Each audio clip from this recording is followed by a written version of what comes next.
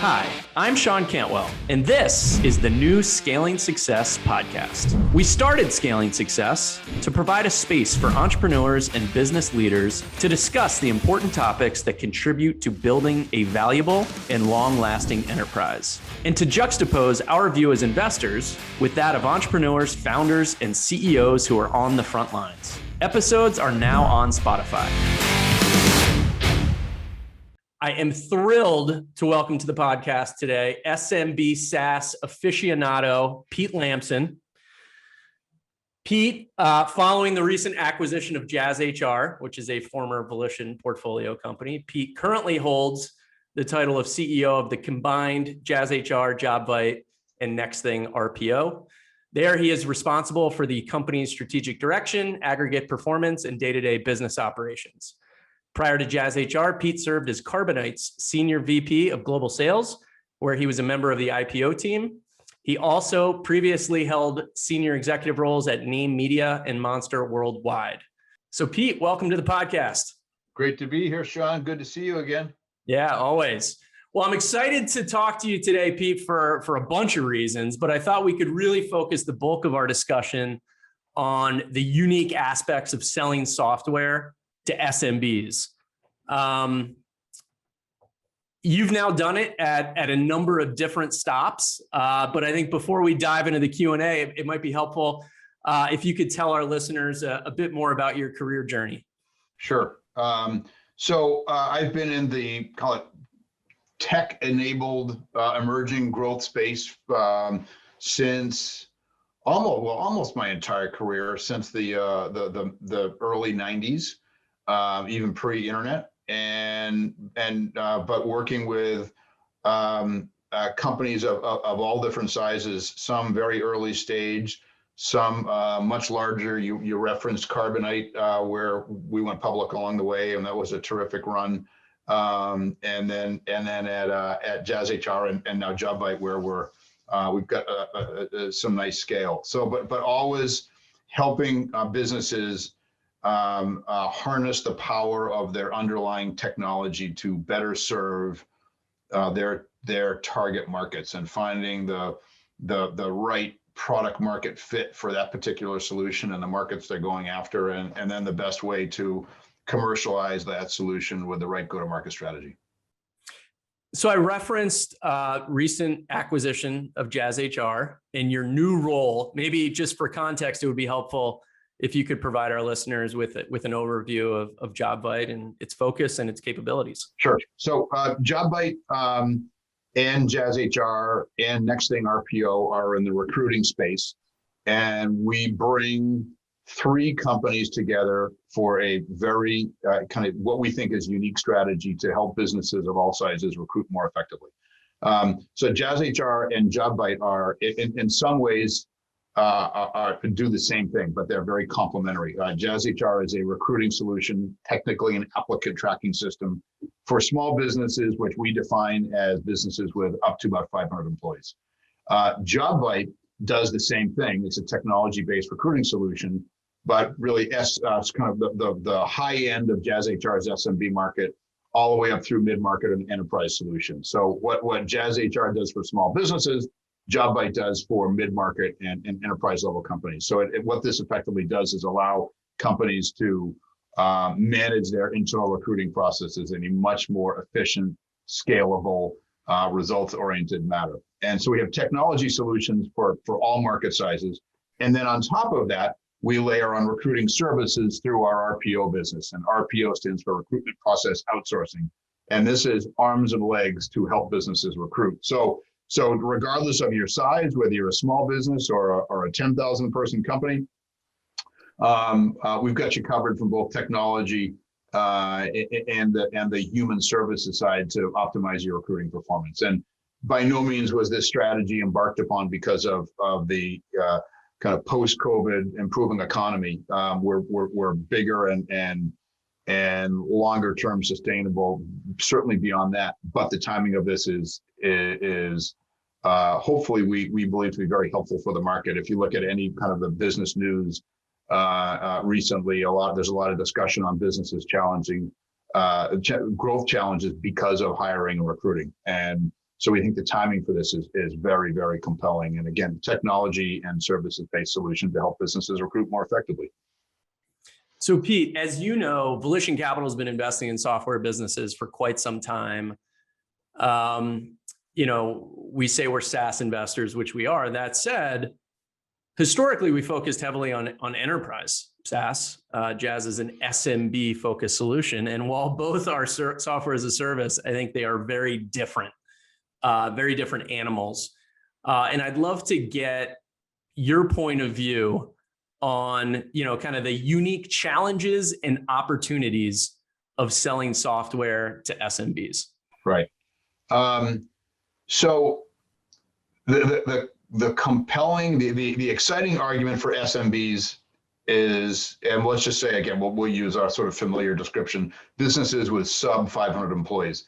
They're everywhere. I mean, Main Street in every single town in America is filled with small businesses. Tons of small businesses are at-home employers. So they are everywhere. There are literally millions of small businesses in the US.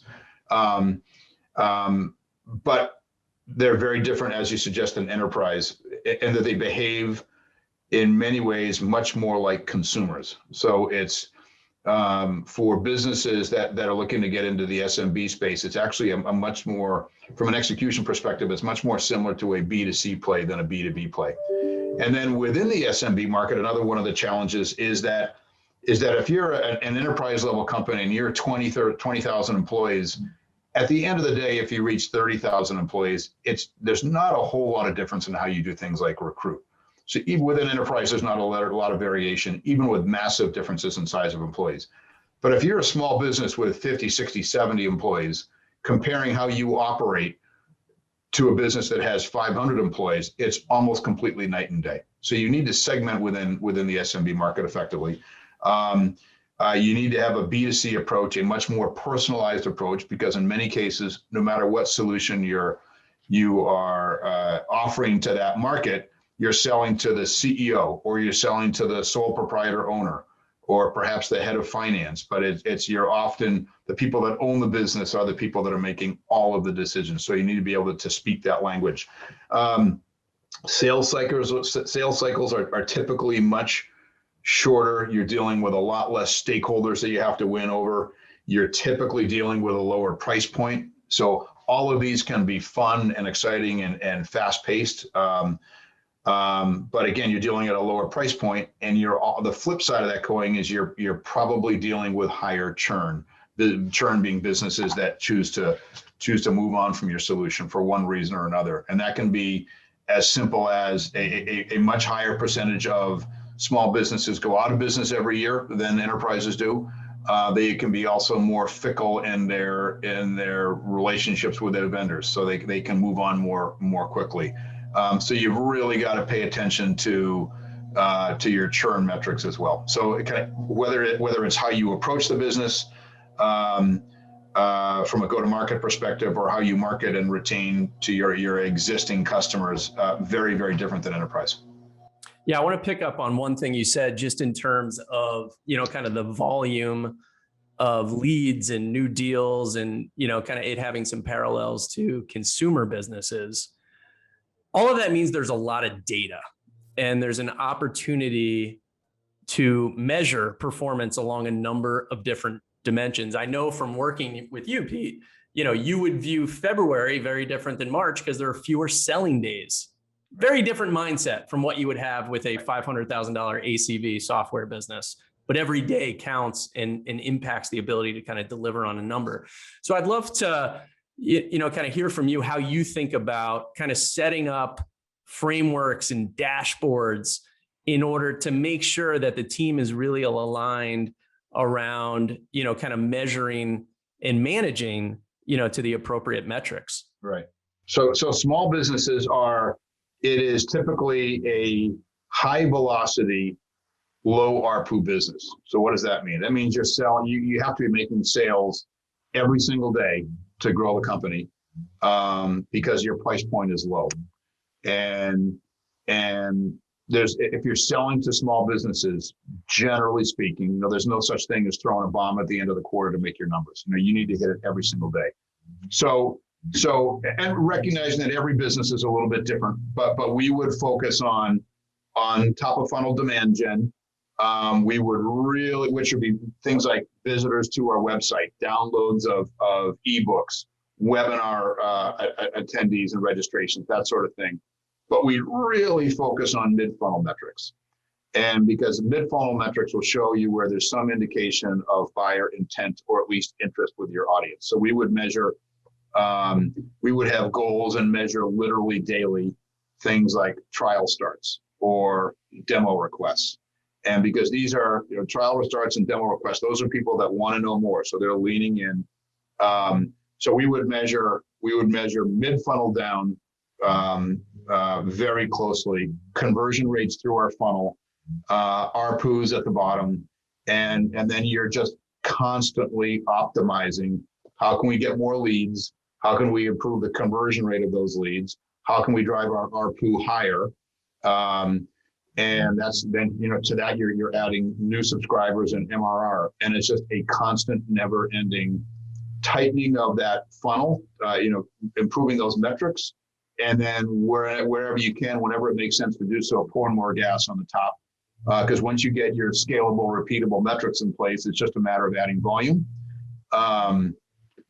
We also found that generally speaking, these are, in some cases, SMBs can be an e-com only purchase, but oftentimes they want to talk to a human being. So you've got salespeople involved, and you need to balance the investment you're making in marketing and those trial starts and demo requests and other leads you're generating with the sales headcount to make certain that you're not generating more leads that sales can get to in a short amount of time, or the inverse, not enough leads, and then you've got idle salespeople that are twiddling their thumbs waiting for things to do. So it's a constant, never-ending battle of refining the balance between sales and marketing and optimizing your funnel every single day.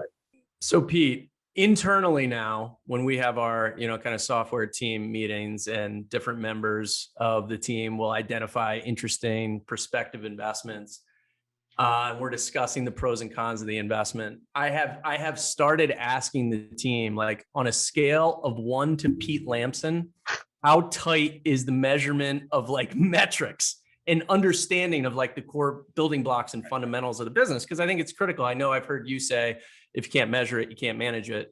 And I know at Jazz, you had this amazing dashboard, which you would show me periodically, that really kind of tracked the performance on a daily basis, which would give you, kind of a red, yellow, green on how you were tracking to the month and the quarter. And I'd love to understand like the process. There's lots of entrepreneurs out there that know measurement of metrics is important, yeah, but I think they struggle to create the dashboard. Right. And then also instill this level of accountability and buy-in amongst the team that everyone really has that culture where you're managing to the metrics. And I'd love to, kind of get inside your process a little bit of how you create that dashboard and how you really collaborate with the team to kind of create that culture where everyone is, kind of measuring progress on a day-to-day basis. Great question, Sean. So it's mapping your customer's buyer journey and what matters to them, and what the metrics are, as well as the emotional behaviors, the purchase intent, understanding those, and then measuring all of those. And we began this document you're referring to now. It was and remains a living, breathing document. It's never done. We're constantly refining it and changing it as we learn more. But you start with, buyer intent, which again for us was often a trial start or a demo request, a product demonstration request, and we would then it's okay. How long is it for a salesperson to engage with that person? How long does that lead sit on the shelf? How quickly do they move to things like getting a job post live, specific to JazzHR? One of our key sort of drivers of intent was, would a prospective customer post a job or not? Because we knew that it's easy for us to demonstrate our software to them by taking them through a product demo, but if you can get them to post a job and then it's an actual real job, and there's real live candidates flowing through their software during their trial, people they could actually hire, you start to trigger that reaction from the academic to the emotional, where they're seeing it actually work for them and for their business. We would have some customers who would actually hire candidates as part of their free trial. So it's instrumenting that through the funnel. And then we would also do it further by acquisition channel. So we would sell direct as well as through indirect or channel means. And these buyer journeys would behave differently based on how they heard about JazzHR. So we would instrument each of those and then optimize for that. And then we would, I would take the first stab at it. We would constantly refine it over literally a period of years. We review these metrics as a team, as a management team, literally every single week. We would spend the first 20 minutes of our staff meetings going through these performance metrics. And that would also be inclusive of, and we haven't touched on this yet, but churn metrics, which, you know, what you will often hear people talk about, the unattractive part of the SMB business is churn. And if you have a product that customers need, that's not necessarily true. So we would pay really close attention to our churn metrics, find out what the drivers were, find out how we could get out in front of that. Some things you can't change. If a company's going out of business, you're going to lose them. But some things you can influence. And so we would pay very, very close attention to our churn metrics. And then the kind of the third leg of the stool would be expansion sales. And how do we sell more add-on services or upgrades into our base to offset some of the dollars you've lost from churn, and having that equally instrumented. And so we put these all into a 2-page document that became the culture of how we ran the business. As a management team, like I said, we review this every single week. Some elements of this would show up on dashboards in our offices. So sort of pre-remote work from COVID, if you walked into either of our 2 offices, you'd see all of the key metrics cycling through real time on performance boards on the walls. For all of our key metrics, we also had ownership and accountability assigned, so that you know, people would own and be accountable for different elements of our performance, but everybody knew who those people were.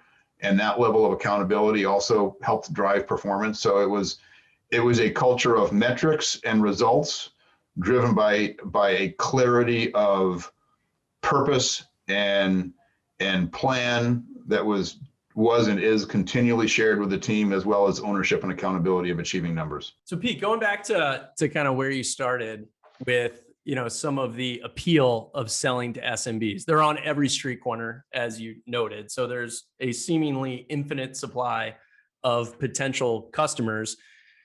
It's just sometimes inefficient to reach those customers. So kind of the scalability of acquisition channels becomes critical, and getting in front of those folks in a low-cost way is also important. Talk to us a little bit about, you know, kind of the distribution strategies you've employed to kind of target SMB customers along the way. So, so a few things and a little bit of context, and then I'll answer your question specifically. Our North Star, or maybe one of our North Stars, but certainly first among equals at JazzHR, was customer lifetime value.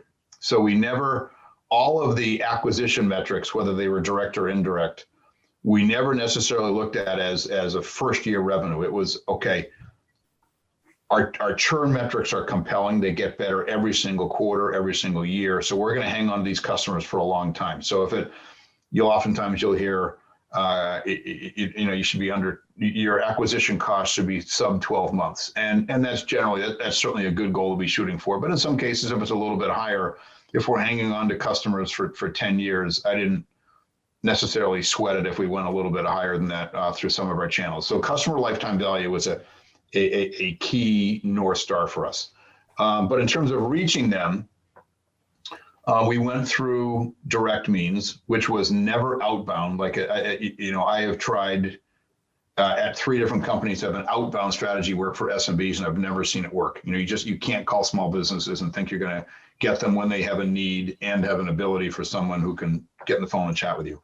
So we would do an inbound demand gen strategy to get businesses, which was done through digital marketing mostly. We get businesses to come to JazzHR. We would provide a number of different ways for them to engage with us. Some of these we've talked about: webinars, ebooks, white papers, that sort of thing. Hopefully we drive them down into trial starts and demo requests, at which point our sales team would engage. But that was mostly digital marketing, a little bit of event work, but not a lot, and a little bit of sort of traditional marketing, but mostly digital.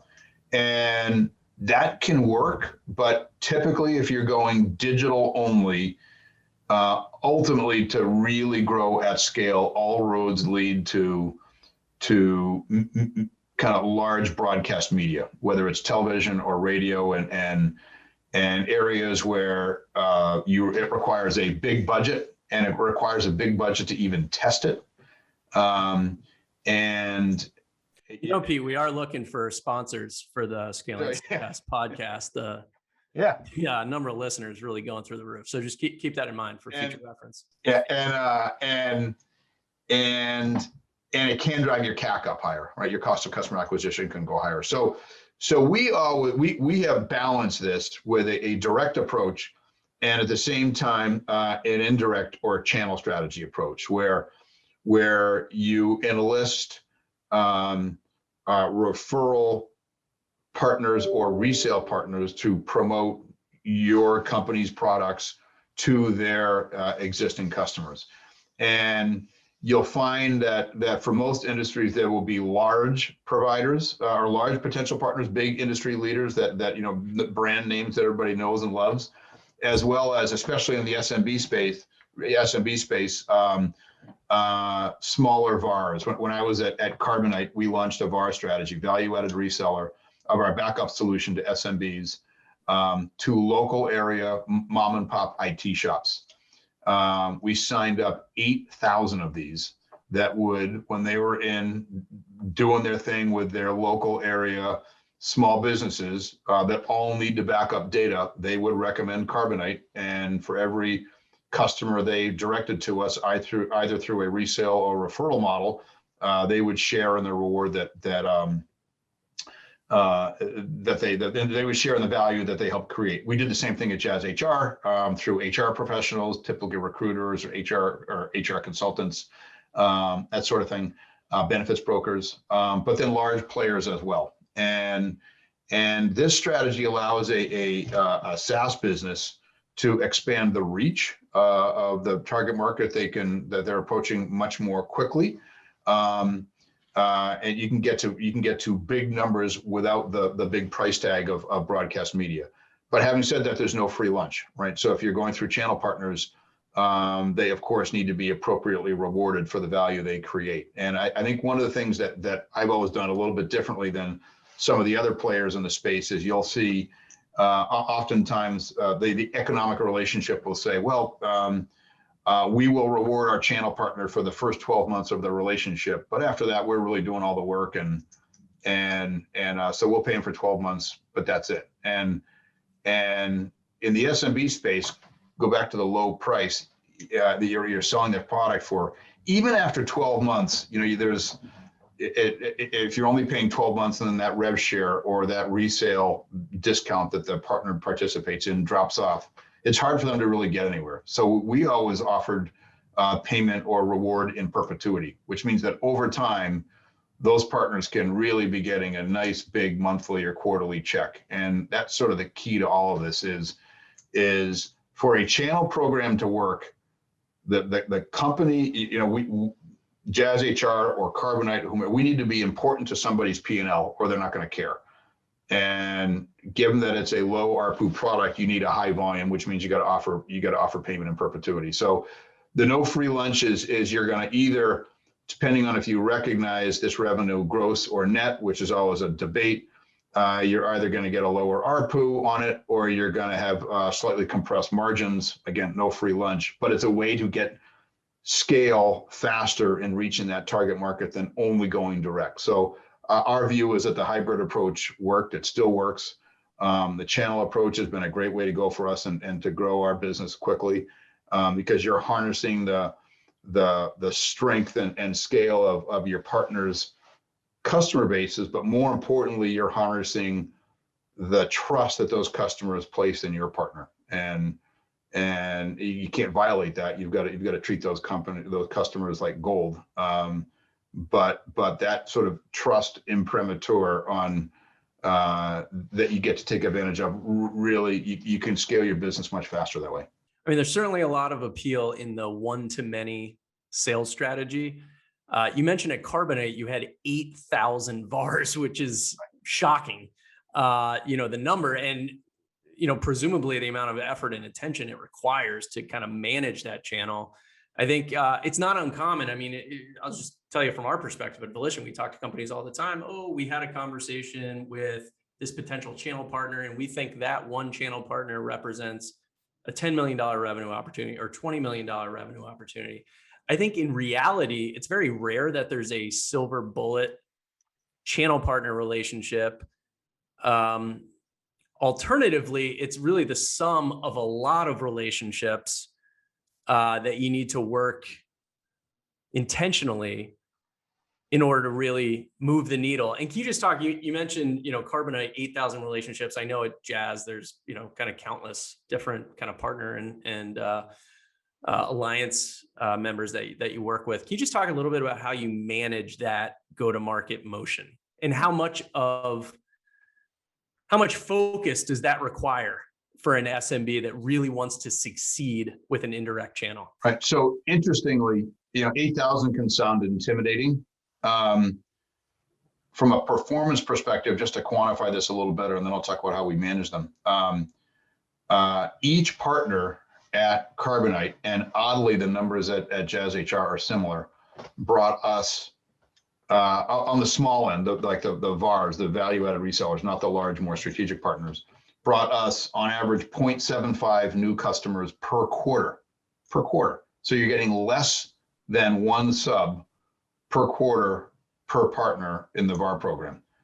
But when you get 8,000 of them, you're getting 75% of 8,000, whatever that is, like call it 6,000 new customers per quarter because of the scale you've got. So it's bunting your way to prosperity, which is almost always the way in everything you do with SMBs. In terms of managing them, they're managed mostly through marketing programs. So you set up a partner program, they sign up for it, for a partner program. Yes, they're going to hear from a human being for to take them through kind of an onboarding process of teaching them how your product works, the value proposition, how to get one of their customers up and running. But after that, it's mostly, not entirely, self-service. So then you're constantly marketing to those partners, much like you would be an existing customer. So in the case of Carbonite, where we had 8,000, or JazzHR, where we have hundreds, they're hearing from a channel partner marketing team regularly with updates on new product enhancements or new training webinars or specials perhaps we're running, or case studies on what drove on how particular partners have helped improve their own customers' performance through either recruiting or online backup, whatever the case may be. So it's done mostly digitally. And then at the same time, each partner does have an assigned partner sales manager internally. So if they have a question, if they need help, they have a human being who they can reach out to and have a conversation. But you're not actively reaching out to hundreds or thousands of partners all the time. And like anything, the 80-20 rule applies. So you'll have some that you probably are talking to on a pretty regular basis. Others you may be in touch with once a quarter kind of thing. So that you manage it through partner management software and systems and digital marketing and so forth. Pete, one other aspect that I think separates SMB SaaS from enterprise SaaS is just the maturity of the technology infrastructure of the clients. And if I'm to just make a comparison, I think, on the enterprise side of things, generally speaking, the market is fairly penetrated. And you're often competing against an existing solution. Whereas I think in the SMB context, there's just a lot more greenfield out there, and the penetration rate. So this is certainly true of, kind of ATSs targeting the SMBs. The penetration rate is still pretty low. And I'm curious how that dynamic impacts your strategy, right, from the product to the execution to the customer support, given you're really competing against inertia in some ways and trying to convince them to kind of automate a workflow. Yeah. So as always, technology adoption starts at the enterprise level and works its way down. That also is what allows it to get cheaper. So you're absolutely right. You are competing against normally legacy homegrown systems. And at Carbonite, which was online backup, install Carbonite on your computer, on your server, and forget it. You're instantly backing up. We were replacing businesses who, without exaggeration, would have a hard drive that the owner would swap out once a week and bring home and keep at his house, and then once a week he would back it up, back up their company's business and bring it home again. And so you're replacing that legacy homegrown system.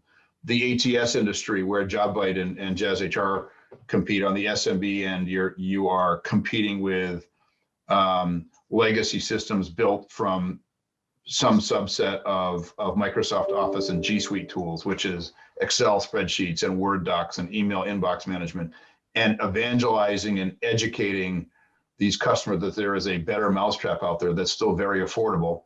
And in both cases, sort of the fun of this land grab rather than displacement strategy is, when you do this, you get comments after a few months of someone using your product of like, how did I not know this was a thing 5 years ago? I've saved myself so much time.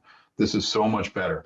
And so there's evangelizing, there's education, and that certainly plays into how we market and how we sell. And it's marketing is a lot of education and webinars and white papers and case studies and proof points that for fairly short money, there's better solutions out there.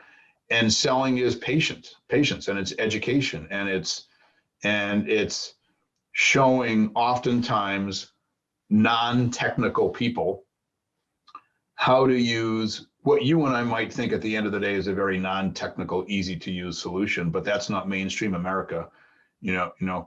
SaaS tech investors like Volition or someone like myself who's spent a career, and others who spent a career in technology, we're not the norm out there. So but we need to be able to explain what we do and story tell in a way that is simple and intuitive and easy for a non-technical veterinarian to understand how their practice might benefit from the use of technology that's also offered at a price point they can afford. And so there's how, again, it comes down to storytelling, both in the marketing and the sales side, and the product being designed in a manner that's easy for a non-technical audience to use. Pete, I think a lot of CEOs of SMB SaaS tools spend some decent percentage of their time focused on retention and how do I improve it. You mentioned some of the pros and cons of selling to SMBs. SMBs are smaller and they go out of business at a higher frequency. So there's only so much you can do about that. As someone who has overseen kind of dramatic improvements in, kind of retention and lifetime value, what advice would you provide to entrepreneurs out there that are really trying to put, some of the building blocks in place to drive lifetime value with their customers? This part's actually pretty easy, and it's what all entrepreneurs should do. All CEOs, stay close to your customer. Your customers will tell you where they wish your product was a little bit different, or the bells and whistles they wish it had, or what makes them grumpy, or what's a pain in the neck to use, and track that. So for example, at JazzHR, we keep, I still have on my wall, literally right up here, 2 top 10 lists that get updated every quarter, and they have since the new team walked in the door in 2016. We want to know the top 10 reasons that our customers who consider JazzHR don't buy JazzHR. And we want to know the top 10 reasons that customers who did choose JazzHR, who also chose to leave us, why they left. And we excluded from those lists things that were outside of our control. So in our top 10 list of why businesses churned out, you wouldn't see things like they went out of business. We can't control that. And your customers will tell you. So we were ruthless about tracking what our customers didn't like about JazzHR. And the neat thing is, if you look at our top 10 list from 3 years ago versus where we are today, there's not a thing on it from 3 years ago that's on the list today. And it's because we built everything. And so pay attention to what your customers don't like, and make sure that influences your roadmap. Now, no company can you can't build a large scalable organization by just building feature functionality based on what the sales team wants or what the support team wants. You do have to make some more strategic large bets. So this is that sort of feature functionality punch list of new functionality that every customer base everywhere always wants has got to be balanced against larger, more strategic initiatives. But it can't be only swinging for the fences with big bets. Some of this is just grinded out, delighting features that customers want. And if every quarter your product is a little bit better in that respect than it was the quarter before, it's going to show up in your numbers. So what's your take on month-to-month contracts versus annual contracts? So wherever you can, you're going to want to get customers on a long-term contract. That won't be appropriate for all. And typically, you'll see the smaller the customer, the more likely they are, the more likely their requirement will be that they should be month to month. But wherever you can, push them towards annual or more. Give them an incentive to do so, which usually means a lower price point. Hey, if you sign up for 12 months, we'll take 10% off, kind of thing. Maybe even give them a bigger discount if they pay all up front. And get as large a percentage of as your customer base as you possibly can on contracts. That's something that at every company I've been where we were SMB focused, that was a big part of what we focused on, because it shows up on your churn numbers for sure. I mean, now the other piece that offsets churn is expansion revenue, which I know is something you also spend a good amount of time thinking about and continuing to build out. Not only incremental features, but also a partner ecosystem where you can, kind of continue to add value to your customers. Again, all in the spirit of kind of listening to their needs and what they want. How would you describe your strategy as it relates to expansion sales? Yeah. So, generally speaking, at its heart, expansion, and there's some exceptions to this, but expansion sales usually means one of two things. Either you're getting customers to move up your product stack. So like our product plan, we had a call it good, better, best, if you will. We're an entry-level product, a mid-level product, and a more expansive product. And each of those levels comes with a different price tag, comes with different feature functionality. So you want to pay attention to your customers' usage, to what their needs are. To find out which subset of your customers are likely to be receptive to moving up to a more robust plan, which is going to be better for them. It's better for the solutions they're trying to drive or the outcomes they're trying to drive, and then better for the business because the business benefits from more revenue. And getting that fencing criteria between those three, if you have 3 plans or whatever however many plans you have, is going to be really important. You need to have kind of aspirational things in each level. So that's kind of the upgrade path. A second is add-ons. I've always been a fan of building a modular plan or a modular construct of a product base, so that you can offer a customer one more thing without having to upgrade up to our high level, which they'll also pay you a little more for. But if they want 2 things, they got to go up to that next product plan. So add-ons, selling fries with a burger, if you will, or upgrades are a big part of it. These can be native things that your customer or that your company owns, or kind of to your point, as you suggested, Sam, they can be accomplished through a marketplace or through a partnership, or one can lead to another. We've got a few things that we've added at JazzHR that started off as being in the marketplace, and then we saw attach rates, the percentage of our customer buying enough of them that we added our own native functionality. So paying attention to add-ons and upgrades are critical, because all of this, it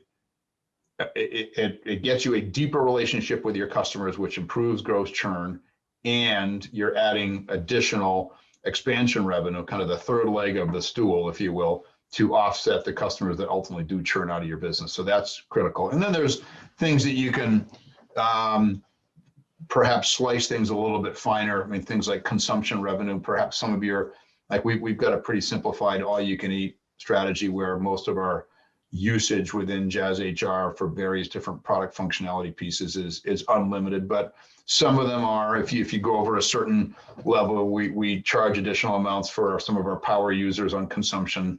So you get a razor and razor blades model. That's going to be another revenue trigger, but certainly paying attention to expansion sales is critical, because the bigger you get, once you get some traction on new business, ultimately the most important metric in your business becomes net churn. Because you can, once you reach a certain scale, you get to a point where you can't shovel enough coal into the fire on the front end to offset what you're losing on the back end if you haven't fixed your gross and net churn to be compelling. So you got to pay a lot of attention to that. That's helpful. Thanks.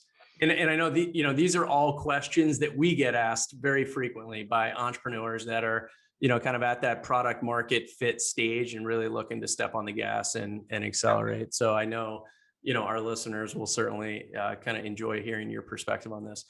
Just switching gears, one thing I admire about you, Pete, is your ability to multitask and stay fairly level, through kind of ups and downs. And it prompts my question about, like, how do you think about the role of a CEO? At its simplest form, the CEO's job is to do three things. You have to decide upon the right strategy. There'll be a lot of different opinions on this, but ultimately the CEO is accountable for setting the right strategic direction. You have to have the right people on board that can execute that strategy. And the business has to have access to the capital it needs to execute until enough traction is seen on the revenue side that additional capital isn't needed. And it's those three things. It's strategy, it's people, and it's capital. It's a bit of an oversimplified view. I think covering several clicks down, the CEO sets the tone for what's important for the business and what isn't, and how the culture of the business that's in place to achieve its objectives, what that culture is going to be, and how the business will carry itself day to day, and setting that tone on what matters is critical. And then beyond that, I think that a lot of how a CEO needs to operate is situational and depends on the circumstances. Not only company by company, but this will change within a company over time. I mean, there's wartime and there's peacetime, and if a business is in distress, a CEO needs to be hands-on, quick to diagnose what the problems are, quick to put a plan of attack in place to address those challenges, and then stay very close to execution if the enterprise itself is at risk. In peacetime, when things are going better, and there's not an imminent or an existential threat to the business that's imminent, it's perhaps a little higher level. It's coaching, it's counseling, it's ensuring professional development. It's a longer term view. It's perhaps a little more hands off while still staying close to the details to ensure the performance. But so there's a situational part of answering your question, Sean. But again, ultimately, it comes down to the strategy, the right people, and the capital required, along with setting the right tone. Well, I ask you that question, Pete, because it was a joy working with you for whatever it was, 5 years as CEO of JazzHR while we were investors in the business. To use an NFL analogy, they'll often say, quarterbacks as they progress in their career, the game slows down. And I think it's because you can kind of see the playing field, diagnose, be decisive, while also being a leader and executing with confidence. And, thankfully I had a front row seat to witness you doing just that. So I know our listeners are certainly very lucky to have the opportunity to kind of hear you share some of your perspectives. And I thank you not only for the wonderful job you did at JazzHR, but also for joining me on the podcast today. As I mentioned at the outset, we'll have to get together for breakfast at Fresco. Quick shout out, Fresco, Needham, Massachusetts. Pete and my favorite breakfast spot. But again, Pete, thank you so much. It was great to spend some time today. Thanks, Sean.